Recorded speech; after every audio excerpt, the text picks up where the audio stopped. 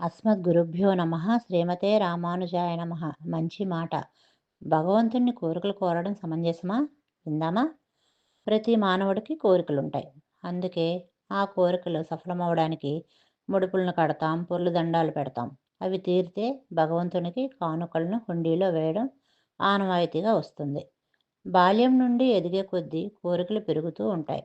వాటిలో మంచివి ఉంటాయి, చెడ్డవి ఉంటాయి. అంటే మనకు మంచి జరగాలని, లేక ఎవరో మన దారికి అడ్డు వస్తున్నారని వాడిని శిక్షించమని కోరుకుంటాం.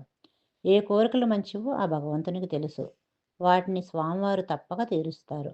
అవి మన కర్మఫలాలను అనుసరించి ఉంటాయి. కోరికలు ఫలించడానికి మనం ఎన్నో పథకాలను వేస్తూ ఉంటాం, శ్రమ పడతాం. ఎలా చేస్తే కోరికలు నెరవేరుతాయో, ఏ దారిలో వెళ్తే తీరుతాయో శ్రమ పడకుండా తీరాలని తాపత్రయపడుతూ ఉంటాం.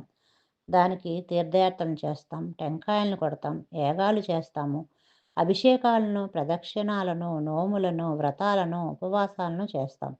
ఎంతకాలానికి తీరకపోతే విపరీతమైన ఆవేదన, అశాంతి, దిగులు వీటితో కుంగిపోతాం.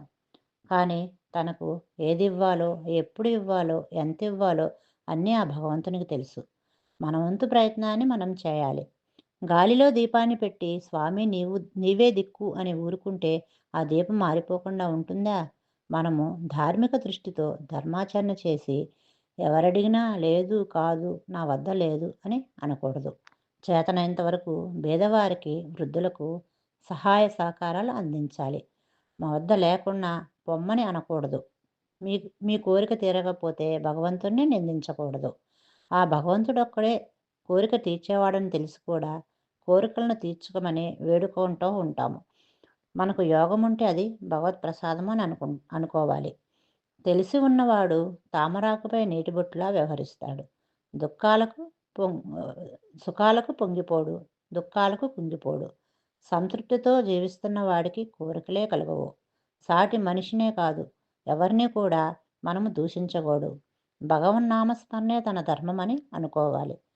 భక్తి బాంధవ్యమే తన జీవనయాత్రగా భావించాలి. భగవద్భజనకు తావులేని మోక్షము నాకెందుకు రామచంద్ర అని భక్త రామదాసు అడిగాడు. అడగకుండానే అమ్మ అన్నం పెడుతుంది, నాన్న హితవు చెప్తాడు, నడకను నేర్పిస్తాడు, విద్యా బోధనను సన్మార్గంలో ఎలా నడవాలో చెబుతాడు. అడగకుండానే గురువులు బోధిస్తూ ఉంటారు విద్యాలయాల్లో. మానవ జన్మకు ఇంతకన్నా కావాల్సిందేముంది? దారి చూపించిన వారు ఇక ప్రయాణాన్ని చేయడము, గమ్యాన్ని చేరడము మన బాధ్యత. లక్ష్యాన్ని అందుకోవడం మన చేతుల్లోనే ఉంది. అది మన కృషి మీదే ఆధారపడి ఉంటుంది. అందుకే భగవంతుణ్ణి ఏమీ అడగవద్దు, ఒక్క మనశ్శాంతి, మోక్షము తప్ప. జరిగేది జరిగి తీరుతుంది. ఎవరిని ఏమీ అడగొద్దు. ఆ భగవంతుని కూడా అందదగింది అందుతుంది, అందకూడనిది అందదు.